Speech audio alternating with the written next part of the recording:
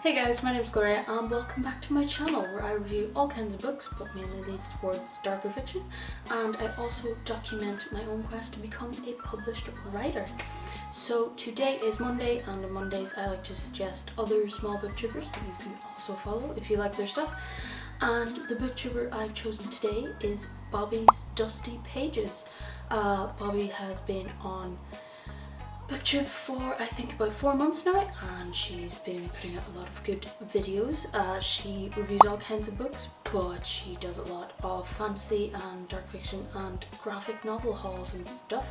Also, if you're sick of looking at my crappy wigs, she has a great style and great outfits that she wears. If you're sick of looking at my crappily styled wigs, you can go and enjoy hers instead. You can go check out Bobby's Dusty Pages and subscribe if you like what she's doing. For myself today, I'm a little bit behind in her in 24 Readathon, but I'm still determined to finish it this week. So today is for the 5th prompt, which is to read a spooky story from your childhood. This is why I'm wearing this blue-grey wig, just to show how old I felt while I was reading it. But I ended up picking up a Goosebumps book, which is classic. I had a few memories of Goosebumps books that I was trying to find.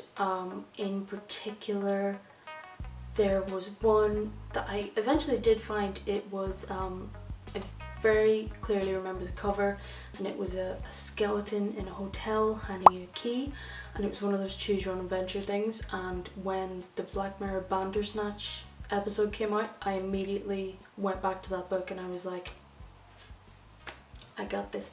I also had a vivid memory of like an amusement park where all of the workers were like monsters with really big teeth, and they had like, the ice cream was really gross. Couldn't find that one, didn't know what that was. But, and then of course, once I actually bought a new ebook so that I could read it for this readathon, I found 2 sitting on my shelf. These ones I do sort of remember. I don't really remember this one. It's called Stay Out of the Basement, but it's a classic. Classic sort of R.L. Stine book. This one I very much do remember. This cover is very much like the skeleton with the key. He is like a gross, drippy, melty man who's drawing, and it's a Scream School series 2000. Right on. But yeah, these were on my shelf, but I didn't notice them until I already bought the other one. But the other one was my most vivid memory. It was the one that has always stuck with me, and it was, all I remembered about it was that it was about a boy who only eats white food, and then something goes wrong and he starts eating everything in sight, and of course it's called The Boy Who Ate Fear Street. So that's the one that I read for today's prompt. So The Boy Who Ate Fear Street follows Sam, who is a perfect little cute blonde-haired American kid.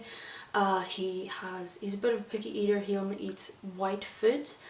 So he loves his mac and cheese, he loves drinking milk and Sprite, but he won't touch any other foods. And he's probably the only kid who's ever gotten excited about cream of wheat.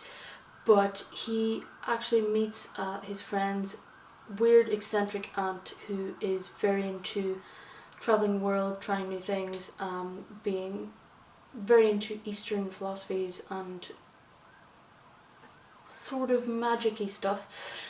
And while he's having dinner with them, he finds that she has accidentally sprinkled some strange black spice into his mac and cheese, after which he doesn't really like it anymore. He finds the taste of the things he used to love to be revolting, but he does find himself chomping on sandwiches made out of scrubbing sponges and dish soap, and finds himself eating glue paste from his school. And another particular memory I had in my head was that he started eating the flies off of his dog's back, or the fleas off his dog's back, and just the description of him being able to feel the fleas' legs inside his throat just really made me grossed out. I hate that so much. And the question is, did this aunt actually bewitch him, and can they figure out a way to stop it? So The Boy Who Ate Fear Street was, I think, just a classic good spooky story for kids. I really liked it. It wasn't nightmare inducing, clearly stuck in my head, but I think maybe I do have quite an aversion in horror movies and stuff today, even, of people swallowing things that they shouldn't be swallowing. There's actually a movie either out now or coming out called Swallow, and I really want to see it, but I know it's just gonna freak the hell out of me. But yeah, I hate people swallowing like viscous things or just things they shouldn't be swallowing. So maybe that is the root cause of it. But this was just a classic Goosebumps book, classic moral of don't be a picky eater. I guess parents would have quite liked that one if you were a picky eater. Probably might have turned you off it a little bit, or could have turned you further in the other direction, to be honest. But I enjoyed it. I enjoyed going back to a classic story from my childhood. I did try and read a Goosebumps collection, I think last year or something, and I started it, and it was just so clearly for people younger than me that I couldn't really get into the story. But I think this one was such a part of my reading history that I really did like it. But that is my prompt number 5 for reading a spooky story from your childhood. So let me know what your favourite Goosebumps book is. Let me know if you've read any of the ones that I've mentioned. I'll probably reread these ones just on my lunch at work or something, because Goosebumps was classic. Thank you for watching. Don't forget to check out Bobby's Dusty Pages. If you like what I'm doing here, you can like and subscribe down below. I am very close to 100 subscribers, so you would really be helping me out there.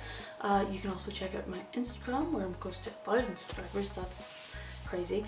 But thank you so much for everyone who has liked and subscribed so far. Thank you so much for watching this video or any of my other videos, and I shall see you in tomorrow's video where I'm doing prompt number 6, which was a psychological horror. Thank you so much for watching. I'll see you in the next video.